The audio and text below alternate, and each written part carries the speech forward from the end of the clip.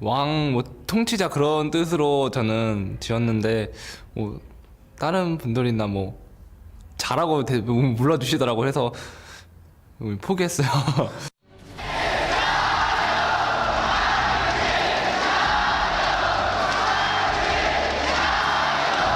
Welcome back, everyone. You're getting a look at some RNG fans in Chengdu that are getting ready for their final contest of the first week as Royal Never Give Up takes on the Koreans of Samsung Galaxy. A second ago, of course, you heard from Samsung's AD carry ruler, wanting to be the king and battling up against one of the kings of the AD carries himself, Uzi. Definitely so. Uzi with fantastic numbers already. He's chasing Def though when it comes to the damage percent, but that's also because his top lane does a little bit more on the side of RNG. Yeah, it certainly is. And I mean, Uzi had a completely commanding victory over the Splice lineup. I say Uzi himself because he was pretty much popping off all over Summoner's Rift. And I think that right now, when you have a look at AD carries who are performing not only in the laning phase, but the damage output in the late game, Uzi has to be rising to the top of people's favorites. Yeah, because he's playing so well with Mata down the bottom lane, it has made RNG honestly favorites going into this game. A lot of people were debating before Worlds started who was the best RNG, Samsung. We didn't know which RNG would show up. We actually didn't know which Samsung would show up either. And one of the players we thought would play is actually now being subbed in. Yep, their support core JJ stepping in for Wraith. And it's funny, if you kind of look at the history of Samsung, when core JJ started playing for them, they started changing their style a little bit and they started winning matches that they weren't before. Yeah, exactly. They honestly focused way more on the laning phase and the early game when they played with Core JJ. Gorilla had an interview as well where he talked about how Core JJ is actually very strong laning support. And if you've heard the name before, you have never seen him on Samsung, he is in fact the guy who used to play AD carry in North America, who then obviously went back to Korea on Dignitas. He went back to Korea, changed to support here towards the end and played in the regional qualifier. And as we just said before here, much faster pace, much more lane focused. But it wasn't just him changing, it was actually the entire team. So I wonder if it is swapping in Core JJ changes the pick and ban phase as well, or if it just makes the bot lane more focused on laning phase. That's what I really want to know, because right now there has to be question marks around Cuvée, who had such a good gauntlet run and was, solo killing Sunday, was so good in these team fights, initiating up on Kennen, and right now is playing a very reactionary role for Samsung, and I think that sets the tempo for the whole game, team. So I want to see him get back on a proactive carry, see whether he can start up these team fights. Yeah, because it really is a big problem for Samsung when they play late game. Back in the regular season in the LCK, they were known as a very late game focused team among some teams like CJ and Jynneos and these guys who would play very long games. They would fall behind, they would wave clear for ages and then win a big late game team fight, led by Crown in the mid lane on something like a Victor. But that style only worked against teams weaker than them. Whenever they played the top teams in LCK, they would actually lose, except for one BO3 against the Rocks Tigers, where the Tigers played absolutely disgustingly poorly. So outside of that, it actually never worked against the top teams. And yet here at Worlds, they've been playing that slow style, reactive style, and that's why they've been losing, to a team like TSM yesterday, who were much faster out of the gate. And if there is a team you do not want to fall behind, it is going to be RNG, because you can see that right now they're down like 1,600 gold at 10. RNG at the same time, I mean, they're absolutely crushing people in the early game, and they're doing it with very strong laners and good early skirmishes, which we love to see out of the LPL lineup. So Samsung, they better have brought a different style of game, I feel, into this one, because otherwise, the early game can get out of control very quickly. Absolutely agree. We've talked about Royal Never Give Up at the team as if their players played to their best, they're maybe the best team in the world. We'll see these players on your screen right now. Let's run down the starting lineups for these two squads. On the blue side is going to be China's Royal Never Give Up. Looper in the top lane, MLXG in the jungle, Xiaohu in mid, AD carry, Uzi, one of the very best in the world. Mata at support at one time, also a complete champion. We'll see how well they can do with Coach Fly behind them. And on the red side of Summoner's Rift, it is going to be Samsung Galaxy. Of course, their top laner is Cuvée, their jungler is Ambition, who finally made it to Worlds. Mid is Crown, AD carry Ruler, support Core JJ, and Coach Edgar. We will be getting into the game in a little bit. Core JJ going to need a little bit more as he prepares for his first game here at Worlds, so has to make sure his settings are all proper, hearing that his mouse is not working the way he intends it to, so hopefully very soon we'll get this one. Yeah, what a game he gets to start with. Here's Uzi and Mata, who's been playing really, really well so far. Enjoy that bot lane. It really shows a lot of confidence, though, in Core JJ and his laning with Ruler down in that bottom lane, because clearly Samsung felt like they needed to do something to try and get an advantage down there. We will most likely see a range support coming. He's a very good mage support player, and he focuses a lot again on that early game. And I think that, you know, going up against Mata is going to be a good challenge for CoreJJ because Mata's already played one melee and one range support and did the exact same thing in both games, was able to get early kills, then rotate around the map and have great impact as the game progressed. So, you know, big challenge here. But RNG is playing around their bottom lane, so it should be a predictable style. It should be something that Samsung can identify, because right now I think like Xiaohu is under 50% kill participation, Lupa's just as low. There are 3 members on this team that are just playing around all the action. Yeah, it's always such a funny stat, kill participation, because you want to be like, Lupa, you're not doing anything, you know, low kill participation. But it's because his bot lane is getting solo kills, you know, early on, so we can't really fault him too much, but it does really show how impactful they've been on the bottom side, and with the jungler joining makes it even harder. But that's the good freedom for RNG. Right now, they can actually pick other lanes to camp for if you are, you know, MLXG, if you are Mata who can roam, because you don't have to actually focus on that 2v2 too much. You don't need to help them. They're doing fine on their own. Absolutely agree, and we are now getting ourselves into Champion Select here for our last game of the evening here. Don't worry, we've got more games coming up tomorrow, but this will be our 6th of the day. Royal Never Give Up versus Samsung Galaxy, and right off the bat, Crown not allowed his victor. Signature champion for Crown being removed this time around. I love heat check champions, you know? He's so good on it domestically. Let's give it to him once at Worlds. Let's get rid of that. Let's just ban it for now. Don't want to deal with Crown on that one. But Crown has a lot of other champions. I've seen people question his champion pool, but from following him in solo queue, doing the bootcamp, he's been practicing so many different picks. A lot of the meta champions definitely are available for him. Also showed the Varus yesterday.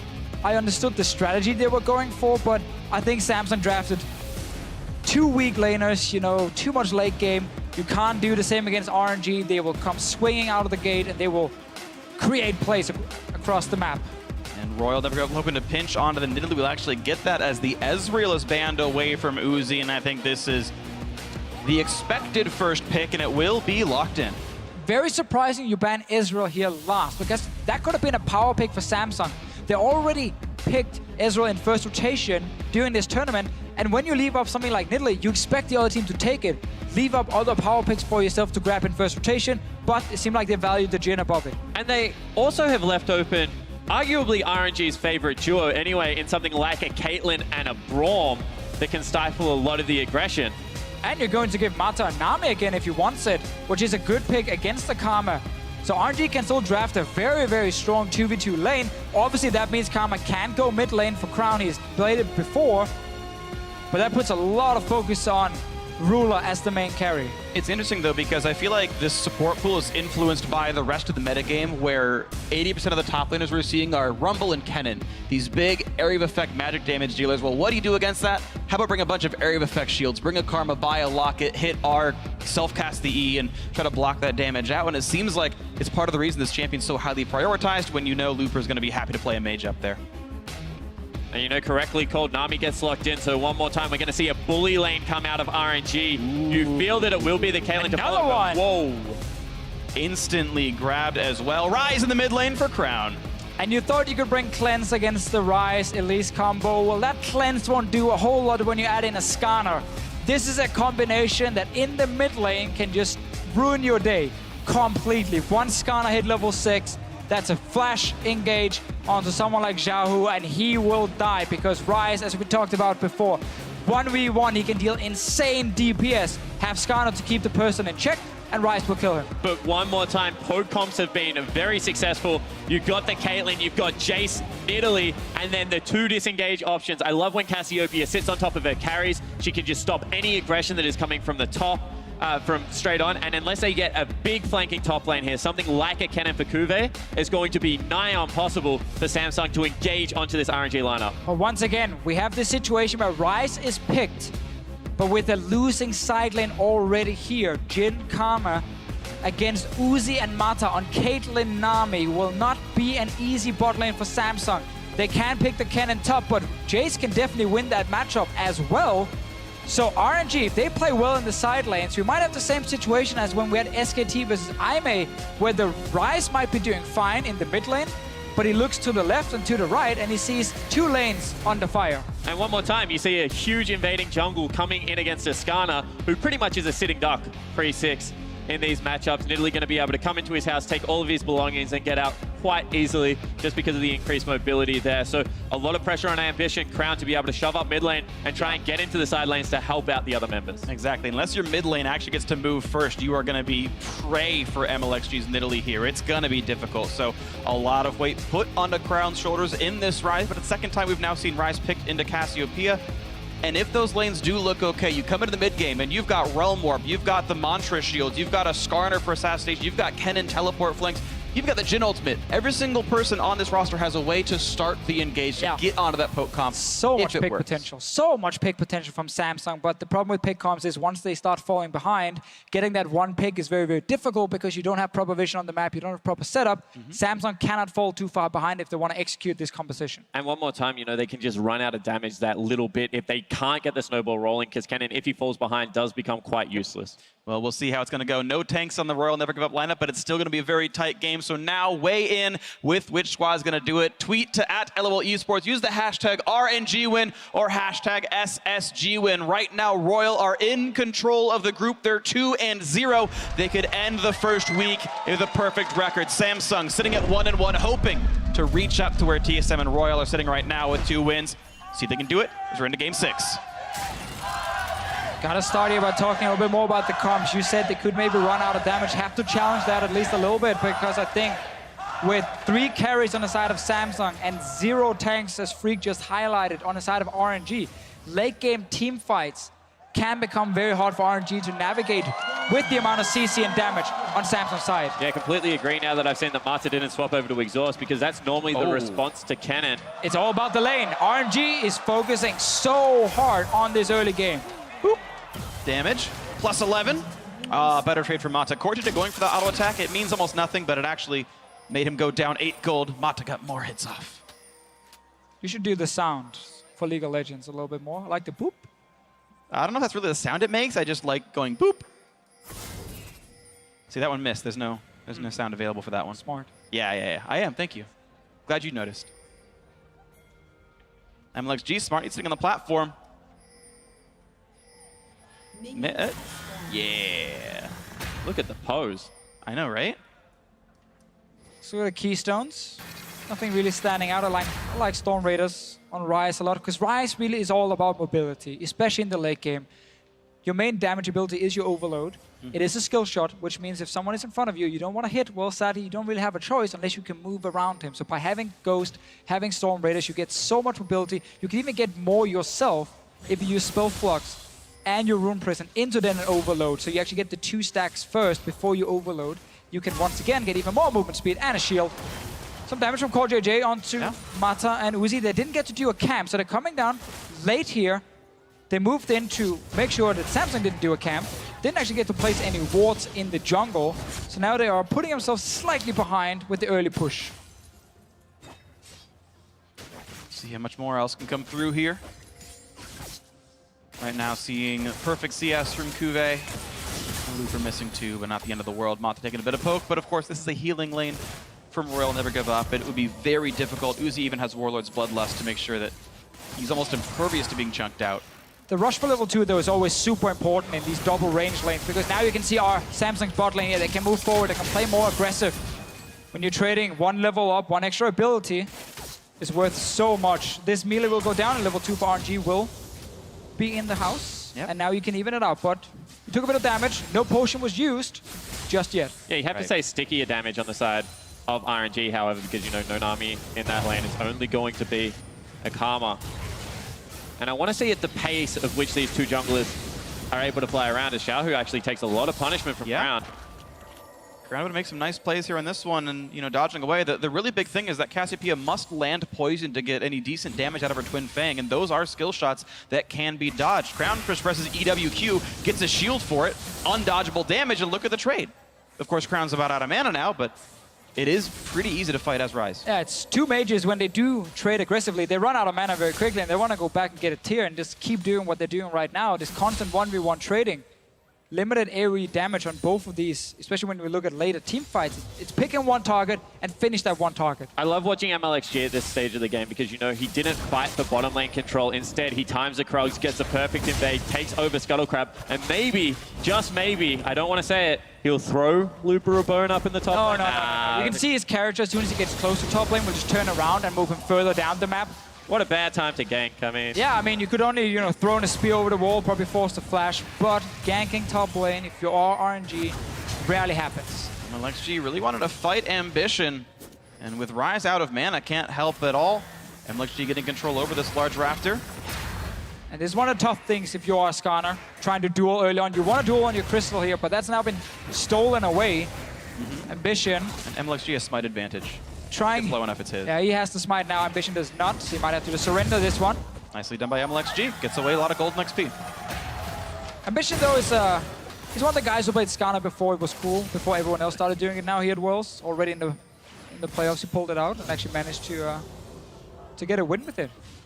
Sure. Can you complain with a The former- gauntlet, just to correct. Sure. I mean, with an organization made of Cloud Templar, why would you not? I mean, really, just whoop. Bit of root there. All going to be okay. and you see the trade is relatively equal, but already Uzi has got himself a 10 CS advantage down in that bottom lane after losing out on the push early. Now you can see Mata, Uzi pushing up nice and aggressively. That's 2 CS I've seen him miss on my screen, however. Yeah, but he's up 41-28. But this now translates further than just the lane. We see more trading in mid lane, but what should happen is RNG should seize control of the enemy blue buff. Because they have a pushing bot lane, so Mata can always move up first. And fighting over blue buffs is so important for these mid laners who are using so much mana when it comes to trading. Ooh, MLXG spotted, gets the shield, runs away, and Crown, yep. And again, he's choosing to go EWQ for the shield. Now Bottom Uzi gank. flashing away. The chase, the exhaust, the stun's gonna land, and can they get him? Yes! First blood comes through for Ambition. Samsung in the lead. Great target prioritization out of Samsung, although now they have to disengage. 2 members coming down. Here it comes. MLXG, no CC to speak of. Does get the javelin. Core JJ. The flash, the heal bait, the outplay. 2 kills for Samsung's jungler. Oh, such a good start now for Samsung. It looked pretty bad at first. They were getting pushing. They were losing the bottom lane. We were waiting for blue buff to spawn. But then a good gank from Ambition. And RNG, they tried to get something, tried to get some revenge. Backfired. And now giving away a second kill. And you have to say, you know, great target prioritization going on to Uzi here because they know they can turn around afterwards and burn the summoner spells of Mata regardless, who was already out of mana. And this is just really greedy out of RNG. They wanted to get something back. They don't like losing the early game. The summoner spell still available means that RNG overreaches. Actually wasn't in range for the pounce, so he W'd without the extra range, then had to flash for an EQ. Didn't get the W damage. And Ruler still had heal ready. Yep. Used it just in time, baiting MLXG. 2 early kills for Samsung, exactly what they need. RNG obviously have had a game where they snowballed early and had a game where they actually fell behind, but they managed to bounce back from some fantastic team fights. They were started by Mata and Alistar, though. You can't do the same on Nami, so the same playmaking potential isn't there for RNG later in the game. Because Mata really was the MVP of that one game where he managed to consistently find double lift and win team fights for his team. And there's nothing like 2 extra kills onto a jungle Skarner to even out the tempo of a bad jungle matchup. Oh, he's level 6 now. With the Chilling Smite, this seems useful. Yeah, I guess either you go top and you take down the Jace, or maybe you take the one in mid lane. Only problem for Ambition is the lack of flash right now, but if someone is overextending, you can rush in there and actually pick them off. It is so easy for Skarner once he has that ulti. Oh, blue buff to Xiaohu. Ambition right now 700 gold over anyone else in the game last time I checked, which was 5 seconds ago, so that's probably still true. A very rich Skarner. To see how much more pressure he can have, again, with that Impale available. Yeah, this is where certain things snowball even further, because now this blue buff is alive from Samsung. They can start it. Give it over to the Rise, so he evens out what happens in mid, and he doesn't have to run out of mana. That means you don't actually get to win the matchup as hard if you're RNG. Had they not been killed in the bottom lane, they would still have had pressure in that bottom lane. They could have moved up with Mata, moved in with MLXG, and stopped this blue buff from going over to Crown. Instead, because of the 2 kills bottom lane, Crown gets it, and now evens out what's happening in the mid lane. You know, on top of that, what was looking like a very ugly shot for Ruler first up would have gone back and had to pick up multiple longswords. He actually gets a pretty good first buy in here against Uzi. Now more damage. Root means he can go for the snipe. Lands 1, dodges 1. The other 2 shots tanked up by Mata, who feels durable enough to deal with it. MLXG removes the Tri-Brush ward, so now Samsung are playing without as much vision as before. So Ambition comes down to make sure they're safe. Replaces the ward. And they're going to assume MLXG went down to the bottom side. And RNG really want to just keep pushing this bottom lane. You play Nami Kate, you know the mid game for Caitlyn is not the strongest, especially not compared to a Ghostblade AD carry who is such a strong mid game spike. So Samsung have been able to shut down that bottom lane. It's really put them in a great position to transition out of the laning phase into mid game and just have a massive AD carry advantage. As long as the other lanes don't fall further behind, they're going to be great. And right now, Kennen is winning top. Ryze is even in the mid lane with the Cassiopeia, so it's looking really, really good for Samsung. Definitely got to agree with this one. 1,000 gold lead, but here's MLXG playing for a nice one. Of course, Rift Scuttle can't see that far into the pit. They have no idea he's doing it. And two really smart wards over the back side of the pit in the banana brush as well as, you know, just below it to make sure that there is no vision as he pounces over the wall. Going to be able to execute that one down. Pop back over. That's actually a really cute play against the flow. Yeah, it was a bottom lane, you know, they couldn't push up because of lack of summoner spells. Really nicely done. MLXG infusing some extra stats into his team here, and with a very high damage team, that extra AD, extra AP gonna mean a lot. And I think in this game we're gonna see Crown go for the more optimal early game build where he goes tier into Morello and Omicron instead of the Rod of Ages. Wants some more instant power coming in, doesn't need to wait for the scaling, gets again the same amount of mana, so you can actually play very, very aggressive. Will be a little bit squishier. Ooh, this is dangerous. MLXG waiting around the wings, nice pickup on the Wolves, gets the whole camp, and Ambition forced out. Yeah, we have to remember as well, mid lane was pushed in by Crown, so he could actually move very, very quickly, can even use his ulti over some of the walls to react, so RNG actually couldn't really collapse on Ambition. He knows when to move in, when to back away, and it's small things as a jungler, like the way you get an advantage often over the other junglers, but stealing away some of the camp. It's rare you get in there and you actually kill him in his own jungle. Do you want to talk about the item build of Ambition here, by the way? Talked with Crumbs a day or two ago about Skarner builds, and he said, yeah, Warrior Skarner makes sense if you've got a kill, so you can snowball it. Kind of gave me the impression that you'd normally go for Cinderhulk to be a bit tankier as the big frontliner. But it's a 2-kill Skarner, so yeah, Warrior gets some damage, try to knock some people down. There's been a lot of different builds, honestly. Ambition before has also gone like Trinity Force, but I don't like that. That's way too risky to go for as a Skarner. I think going Warrior into tank is the best. You get enough damage for early skirmishes and early ganks. You have Chilling Smite, obviously, already picked up, and now you just need to be a frontline. Dead Man's Plate is a great item for Skarner. Rushes even faster in to catch someone, so definitely not surprised to see this, and a lot of Skarners will go for Warrior and Chant. But I do like that it's not one size fits all, because at the same time, if you do want to have control over neutrals, with, you know, those Spires as well as the Trinity Force, Skarner auto attacks and takes down those incredibly efficiently. So, you know, if you're going for that big mid-game spike, I can understand where a 2-item Skarner can help that out. However, you do need things like, you know, maybe a mid-lane Karma to be able to give you that big shield. So I understand in this game he's probably going to go towards the tank. Spoke a little bit too soon about the Crown build as well. He decided to go for the Rod of Ages. Fair enough, don't blame him. Again, the HP is definitely very, very good. Every time. It's one of the things, you know, between playing solo queue maybe and playing competitive. Sure. Getting that extra survivability counts so much. You have enough damage already. You have your team to back you up. And when you have the coordination, you know, when you 2 seconds snare someone, your team follows up and kills them with you. So getting extra survivability definitely still has a lot of value. And I don't think there's a right or wrong, 100%. Agree with you on that one, but Ambition able to get his own red buff, and we've been seeing glimpses of the bottom lane here where Ruler and Core JJ have been able to pretty much consistently shove Uzi and Mata into the turret and actually get some pretty sticky damage onto that bottom lane. Now, Uzi's so mechanically good, he's still getting all the last hits, and props to him for all the gold he's accruing. I mean, a great clip here on this Caitlyn, despite even having a death.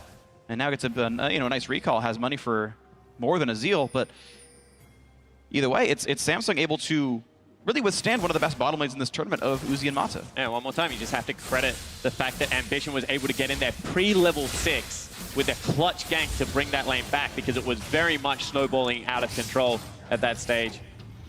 So, you know, credit to Ruler and Core JJ, but also Ambition being able to play around that side of the map. It's very interesting now that we had a few games. You know, all the games we've casted actually so far have had fairly slow pace early into early mid games. One of the reasons, obviously, some of the junglers being picked. You know, there's a farming jungler or like a pressure jungler on the side of Nidalee.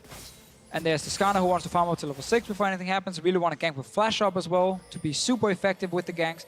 It's made the games, you know, slow down a little bit because so much of this meta is built around the jungler. Where the jungler goes, you follow. And if it's invades, if it's ganks, you know, the jungler really impacts so much.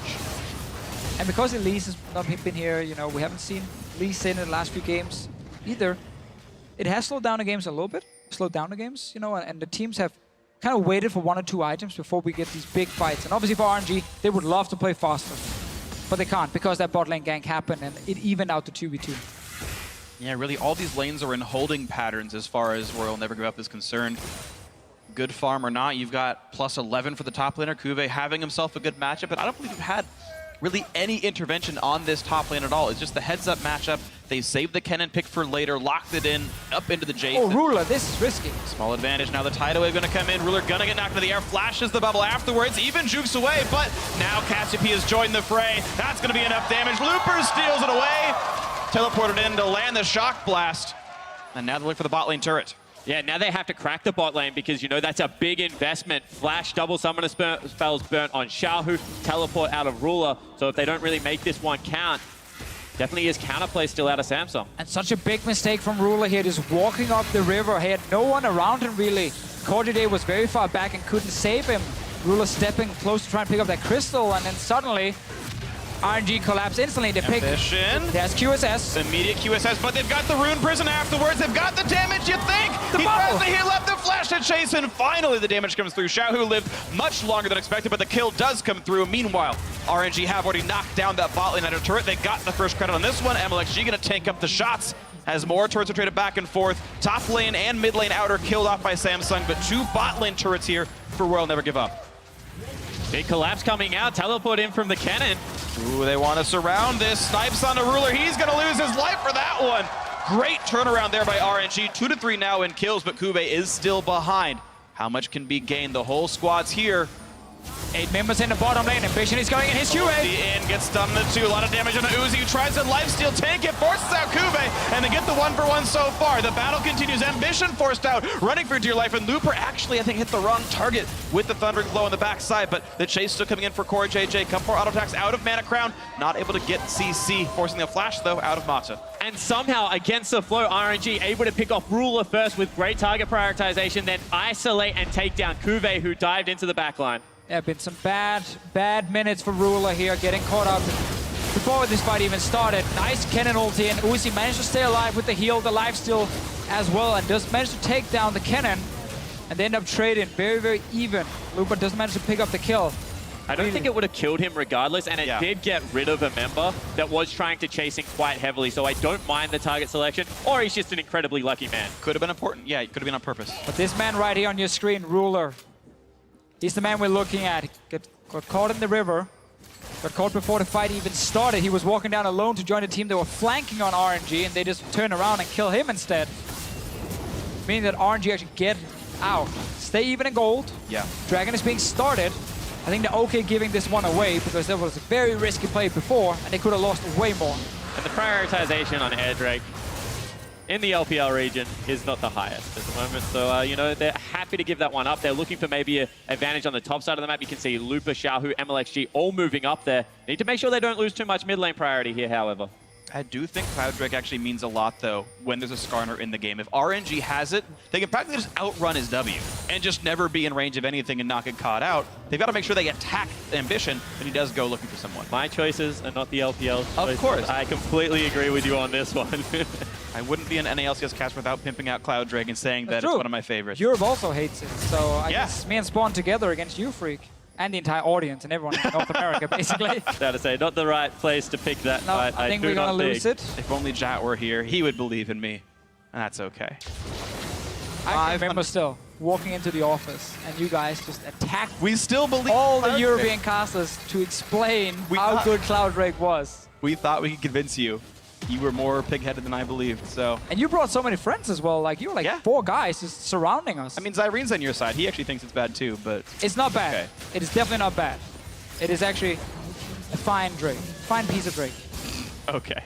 Well, we have a 300 gold lead right now. Actually, make that 1,300 gold lead as Crown managed to solo push down the bot lane and knock down a Big turret. room into top lane. Yeah, careful for Kuve. Slowed down, dodging what he can, but he's still going to run out of health pretty rapidly.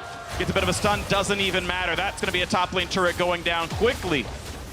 And that was happening, like, you know, whilst an entertaining conversation was Cloud Drake if it was happening, Samsung fighting very heavily around bottom side of the map, trying to get control, as you can see from all the wards they've placed in RNG's jungle. RNG doing the exact same on the top side of the map. The difference is that RNG don't go down to defend. Kuve unfortunately burns ultimate and dies. Yeah, classic mistake. A lot of top laners have done it before.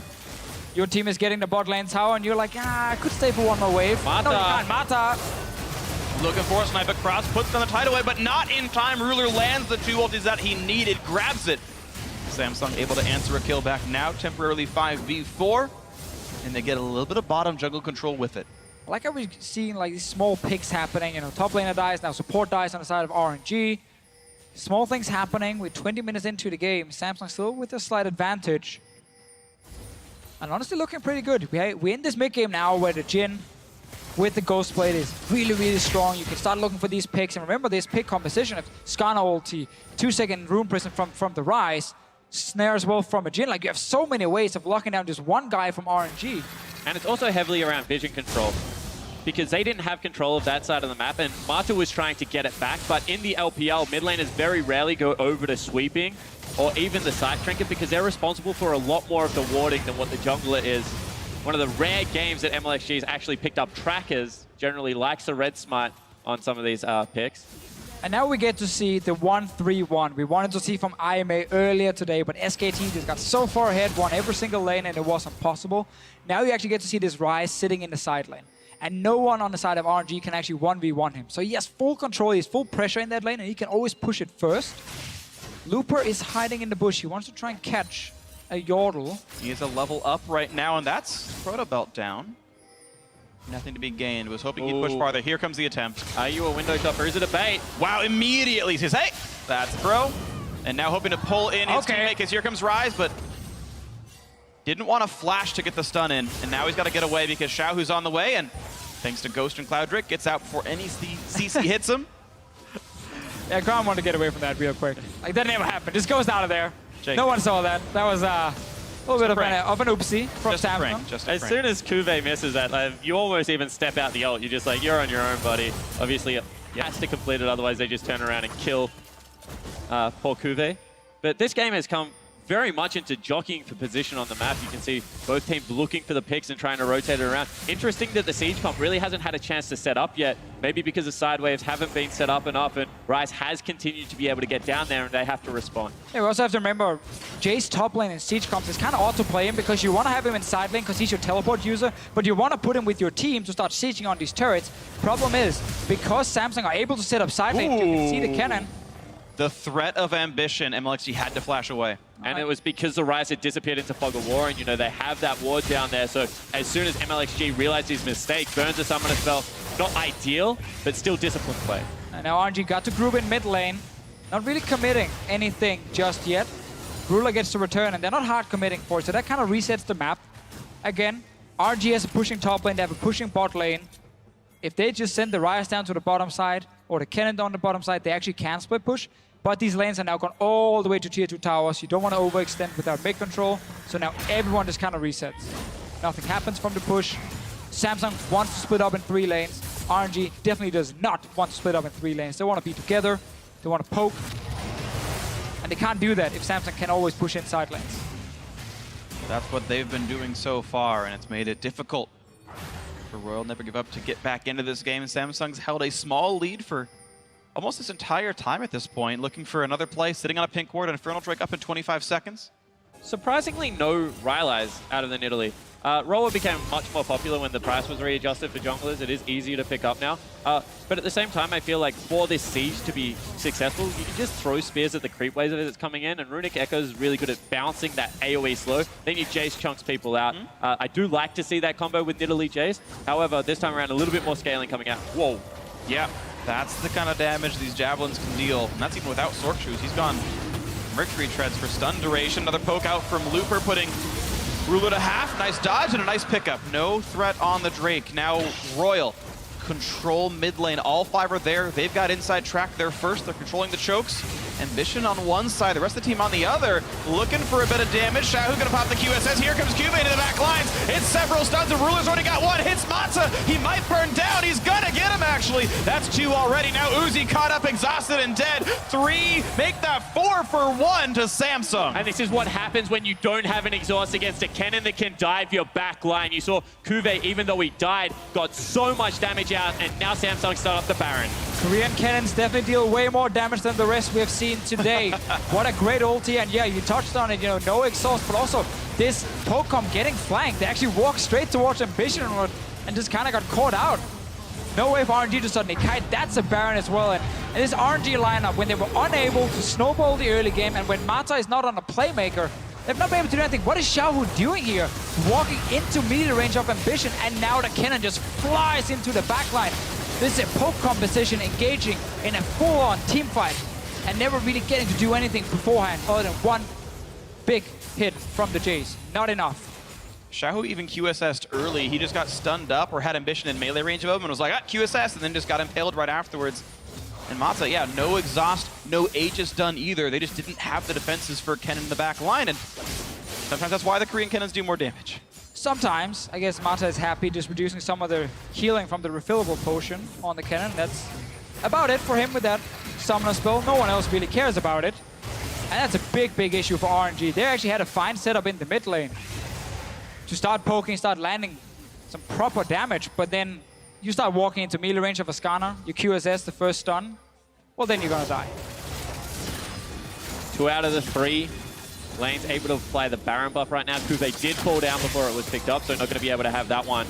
However, you can see Crown exerting a lot of pressure in this mid lane. Ruler can join or just set up with the ulti because they have vision control right now. So RNG, next couple of minutes, very tense. Looking for the play. Quarterfinals walking in, lands a slow into the root from Ruler, and goodbye to Xiaohu!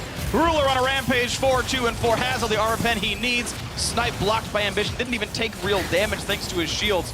This is going to be another turret going down. Samsung Galaxy 4-3 in this one, but now it's Looper looking for the big play onto Kuve, gets the auto attacks, and that's what he was hoping for all along, but maybe it's too little too late. Samsung Galaxy now on their way up, saying, hey, Jace, let's avenge our fallen top laner. Ambition is on the hunt, and I don't know if there's much for him to do. Gonna land the snipe, there's the kill. Ambition on a rampage as well, 4-0 and 6.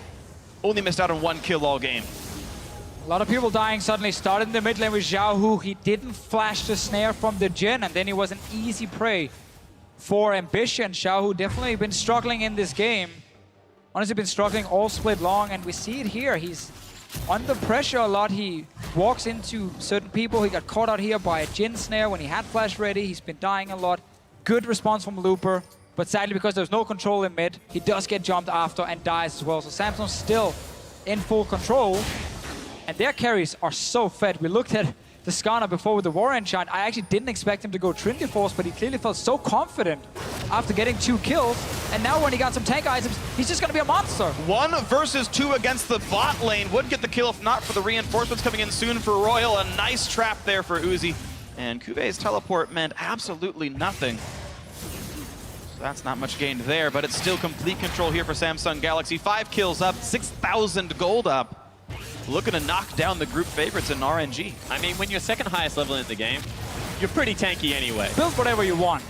Yeah, and he's farming up an absolute storm. You can see they have control over the Spires. He's just flying around Summoner's Rift right now, and this is a very good game out of Ambition, honestly. 4-0 and 6, 10 out of 11. Guys putting on a clinic. Definitely been a good game for him and for the rest of Samsung, and RNG showing some of the things a lot of people feared we would see from this RNG lineup coming in when they didn't manage to do well early game. They've not been able to set up anything. And when they actually tried, they got caught out and died. So Samsung just playing the control game. Baron buff times out. They've got a little while to play until the next objective. That's going to be an Infernal Drake, the 3rd of the game. Maybe Samsung will get 2 for themselves. And this makes everything so interesting. With Samsung looking to win this game, it means we'll have a 3-way tie for first heading into week 2. Group D going to be the first group to finish their sort of round 1 games. They're going to finish today, and then we won't see them until next week. And now, who do you even guess gets out of this group? Spice can get 3 wins and then like, whoop. But the thing is, they can. 2 of their games, they were so close to winning. They could have beaten Samsung. They definitely could have beaten TSM earlier today. And that's a scary thing when you have such a close group. You know, if one team then loses to the guys who's down in the bottom, you might suddenly lose your chance of getting out. Obviously, every team here wants to get first place. We talked about this earlier. You want to avoid the SKTs, the Rocks Tigers, who are probably getting first place in their group in a potential quarterfinal. But now that these three teams are so close to each other, you might just have to settle for making it out of the group. Sure. And not demanding that first place, because RNG has definitely been outplayed in this game against a team who got destroyed yesterday. All those sort of round-robin victories were not close. TSM took a shellacking from RNG. This game is firmly in Samsung's control, and TSM kind of crushed Samsung last time these teams played. So, you know, it could be rough competitions. It could be just how well you played on the day, but next Saturday is when these teams will all pick their rematches, and that'll be fun when we play all of Group D's rematches 7 days from now. But let's refocus onto this game. The Drake was picked up cleanly. Samsung Galaxy looking to keep that control here. Setting up now for Baron. Very nicely desynced in the respawn. A full minute and a half to play for the Vision game. Yep, start setting up around Baron. We're looking at MLXG and Looper as two easy targets for this Skarner here. Hourglass won't help you if he jumps you and actually impales you straight away. You will die so quickly if you're MLXG. No QSS, of course, for Looper. So two targets for Ambition. You can just flash forward and grab one of them. And that makes it very, very scary if you're RNG, because you have to move these poke champions in towards a potential Baron. You have zero vision in the area. You don't really know where they're coming from. An instant flash forward and the jungler has you and you will die. So it's so difficult to play a poke comp when you have to contest these areas with zero vision in them. And one more time, you just have to love the fact that when Kuve gets a very proactive top laner, how willing Samsung is actually to start up these fights. It's completely against the flow of what we saw in the first two games.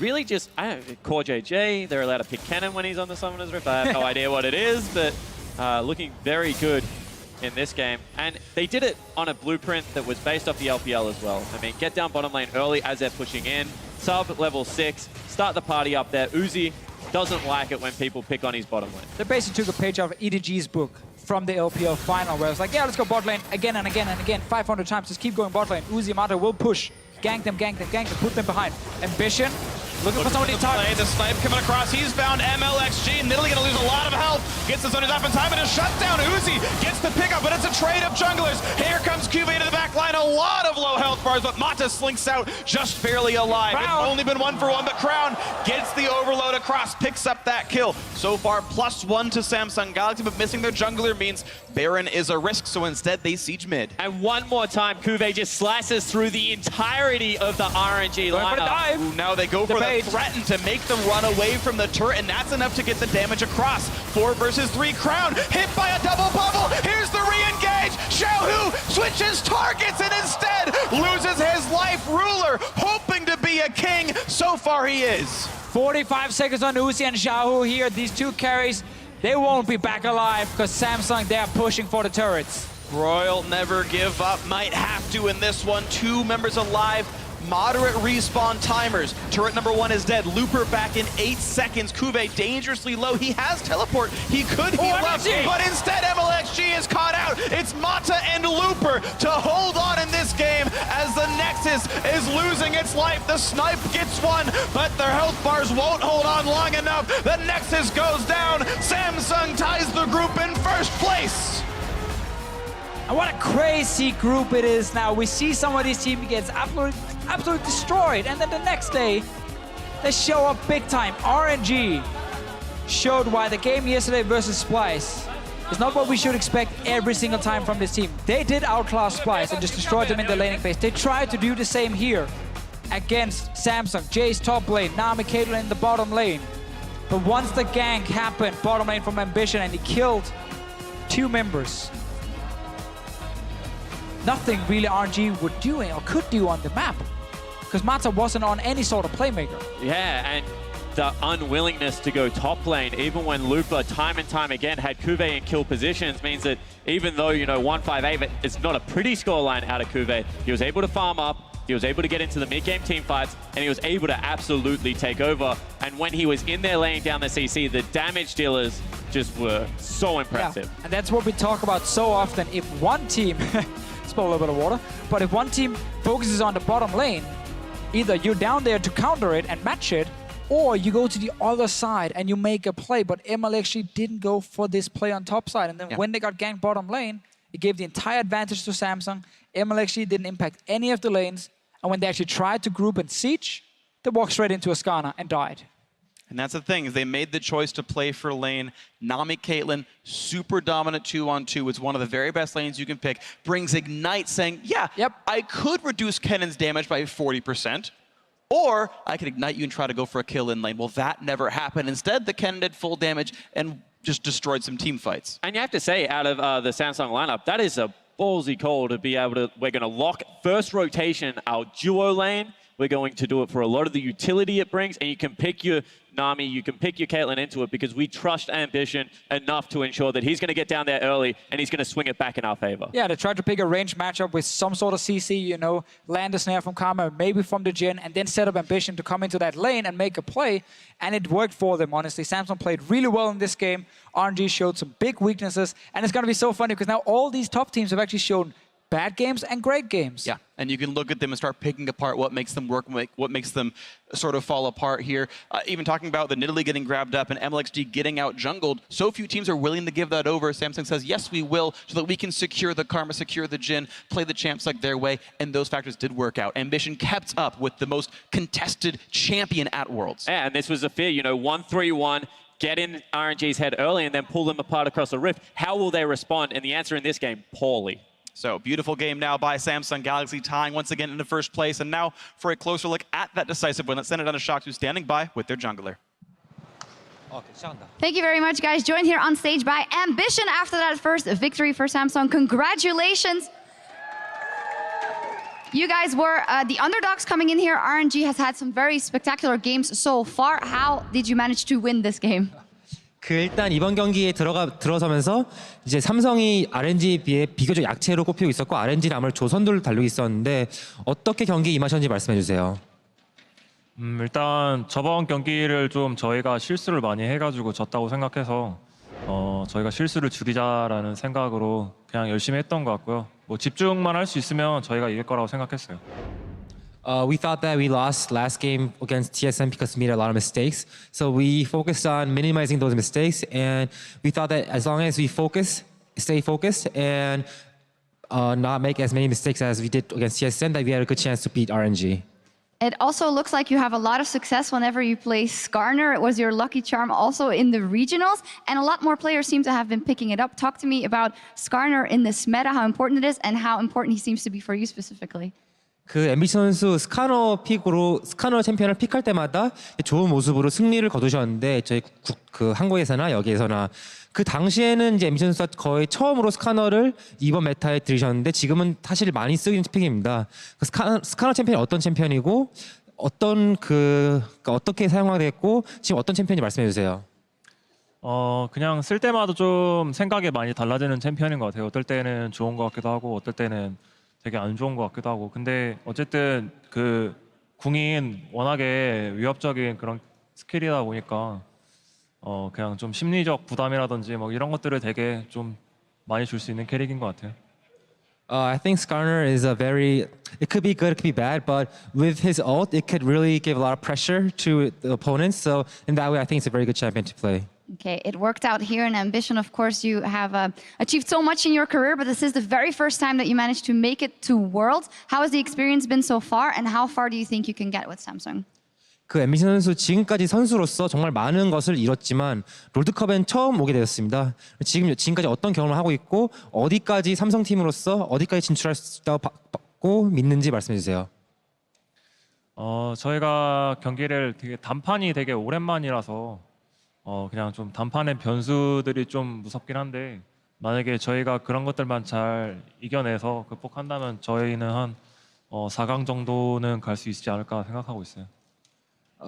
Actually, we're not that used to best of one, so like there's so many things to consider in playing a best of one. So I think as long as we proceed to the quarterfinals by playing a good week next week, I think can actually aim for the semifinals. Oh, wow. Big words there. Well, you have a win on the board and looked fantastic in this game. Congratulations, Ambition and Samsung pulling this game out and completely turning the group on its head. Analyst S, take it away.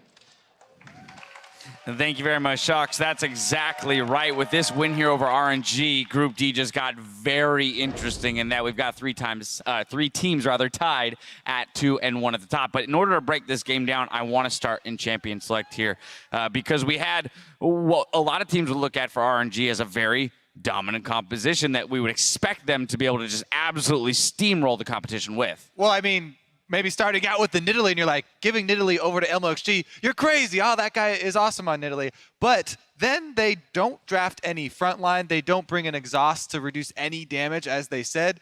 They have no hard CC that's really easy to land, except Cassiopeia ult flashing forward. So they've got a ton of damage. But they have very low defenses and no CC really to help them. Nami Bubble and Cassiopeia ult are very finicky and difficult to have reliable engages with. Yeah, and honestly, to me, this just looks like a little bit of a disrespectful draft. You're just picking champions that you like, that you know that you can lane well, and maybe expecting to just stomp the game through the laning phase. But once you get to the stage of where you group, who stands in front to actually zone out the Skarner? You have absolutely nobody to actually do anything at that point. It almost worked one time having Nidalee with Zhonya's in the front because you can Zhonya's for a few seconds, but that's it. I know you guys are puzzled about the RNG side of things. Samsung, you just have to look at this draft. It's coherent. There's initiation for once. They're not just going for the poke comps. They've definitely been drafting much more towards what RNG are playing this game than their own style. And yet they go to this regional playoffs. They have the core JJ come into the team. They play more initiation. They play it well. And then you just come here and they draft the Jhin. They draft Skarner. The Kennen as a last pick was a masterstroke because you get one pick with the Skarner and then Kennen ults, no way to get to that target deletion. It all followed, it all tracked, but for some reason, it's a core JJ special only. I want to get Kobe in here real quick. Well, for some reason, this is almost exactly the same core champions that TSM just drafted, right? The Jhin, Skarner, and Karma as the core of the team, and then the double mage solo laners. Very, very similar compositions for both teams, back-to-back wins in the group of death. Yeah, and the Skarner is really good at just singling at one guy, and we know who you have to single out from RNG. It's got to be Uzi, and they went down to the bottom lane multiple times, and while I would have liked to see Skarner actually just use Flash more aggressively with that 2-0 advantage, the fact that you have to worry about Skarner so much as an AD carry just really slows yourself down. You're going to see in the replay right here, Skarner from the brush, just the hidden Skarner is the deadliest. He's going to be able to actually pick up a double kill, I believe, right here. Yeah, first kill here, flash bomb by Nami. It will be on RNG's attempt to re-engage. Right. The second part here, this is the most cool part to me because I like to give 100% credit to the players. I'm going to say from the moment they saw Nidalee coming down, they were like, heal bait, heal bait, heal bait. We're going to bait this because Ambition could easily have stopped and blocked that spear, but he chose to let it hit the Karma, juicy target.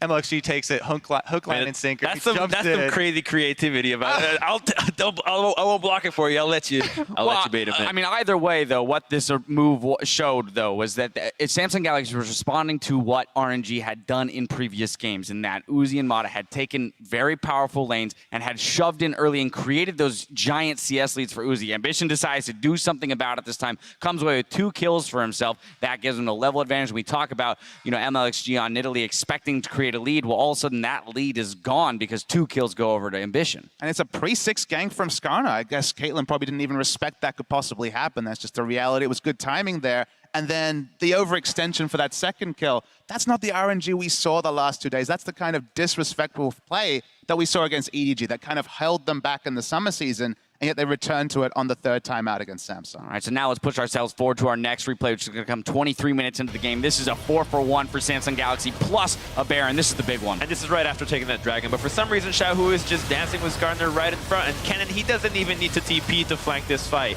You're going to have Ruler being able to have a really nice ultimate setup from here, just completely untouched. And it's just clean up duty for Crown. And from this play, they're going to be able to pick up a Baron that is just going to snowball them to the victory. I think ultimately we saw that Samsung Galaxy is a team that is comfortable with that lead, with that Baron buff. They knew how to use it. I'm going to push us forward now to our game-winning fight just to close out the gameplay itself. Let's take a look. At this point, Samsung are way, way ahead, but it was all about the pick coming through from Ambition. They have so many initiation tools. They just tunnel in on MLXG. He's able to drop aggro for just a little bit, but at this point, QV, that was such a nice flash proto bell in, and you just see them get so low, and this Karma shield speed is going to help Crown be able to flash in for that final kill. And believe it or not, they're going to be able to push from that kill to actually end the game off 1-1 fight near the blue buff. Look at that gold graph just explode. That was that 4-for-1 in the mid lane, plus the Baron snowballing to the That's end. that slow play style, being able to just play it calm and collected. I mean, I was kind of criticizing it at first, but if that's your style and it gets you the win, by all means, go for it. And I don't think it's going to surprise anyone that Ambition is going to pick up our player of the game here with that early move on Skarner and then kind of leading the charge for the team in those engages and picks and ultimately driving them to victory. His first time here at Worlds, Kobe, and he's showing up.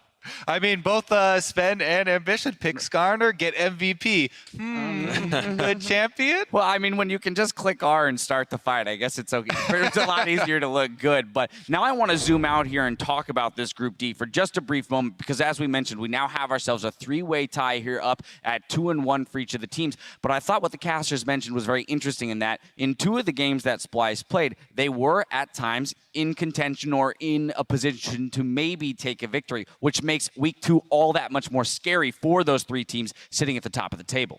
I mean, those three teams at the top are the three teams of why we're saying this is the group of death coming into it. You know, Group of D, as soon as people saw the group draw, like, who exactly is getting out of this? Yeah, some people have a preference for one over the other, but those three are very close. And now that they've all exchanged games, with Splice being the only one to kind of donate and bump everybody up, week 2 gets very, very interesting. The excitement's so high just because all three of these teams that are 2-1 have shown defined weaknesses and strength. And then you have Splice nipping at the heels in 2 games. Okay, blown away in 1, but I don't think Splice are going to go 0-6. They're going to take a victory, and that might be pivotal in deciding who gets out of this group and who doesn't. And I think for pivotal things that the junglers are so important for this, and I think that teams are starting to really pick up onto clinching that jungle pool and really understanding how important the early pressure is. And the Skarner, the fact that he can get away from the laning phase and come out ahead, as we saw in the TSM game, as we saw in this game, that's kind of worrying. You don't want to see a Skarner being able to just,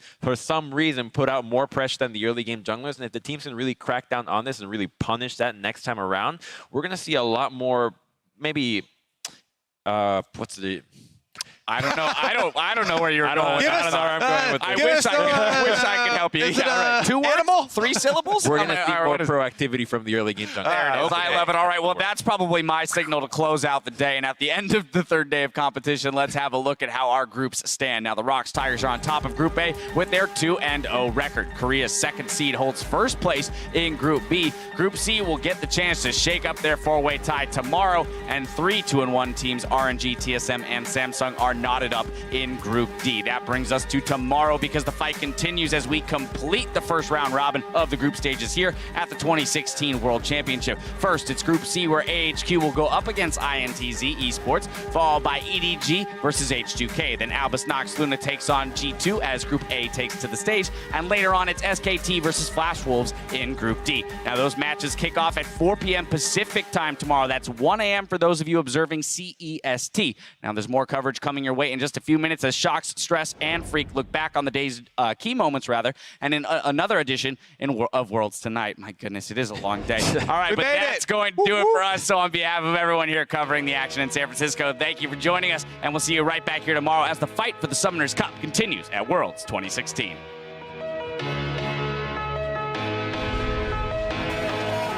Good evening, ladies and gentlemen, and welcome to Day 3 of the 2016 League of Legends World Championship. Pretty well handled there by Miracle, but it's 2 summoners down, and he is going to be very vulnerable.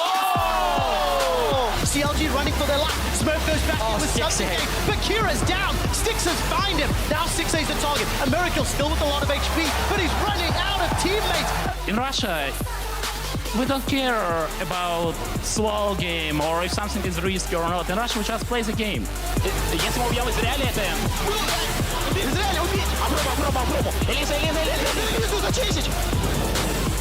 Because otherwise, it's not interesting, nor for us, nor for viewers. Peanut's going for the 50-50. G2 on low. A flash in from Peanut.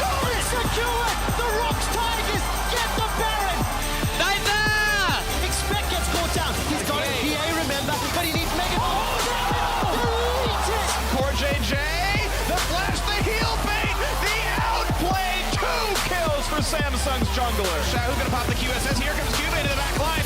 It's several stuns, the Ruler's already got one, hits Mata, he might burn down, he's gonna get him actually. Recrown, hit by a double bubble, here's the re-engage, Shahu switches targets and instead loses his life, but their health bars won't hold on long enough. The Nexus goes down, Samsung ties the group Faker said that it's okay for Bjerg to call himself NA Faker. Yeah, he deserves that name. He owns the copyright for the NA Faker. What you should say is it's okay for Faker to call himself Korean Bjergsen. Now one more snipe, and it's still going to get big. Yes, he flashed early, and Bjerg's on the chase. They're going to get more. Oh, he's not going to burn down. Instead, they'll pick him off. And is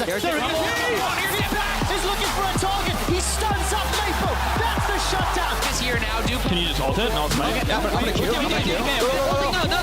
Nice. It's also getting very nerve-wracking for Meteos. He's very far away from the team. If he gets one, He gets it. Maple flashes away. Cloud9 have done it. Impact's going to come in the front.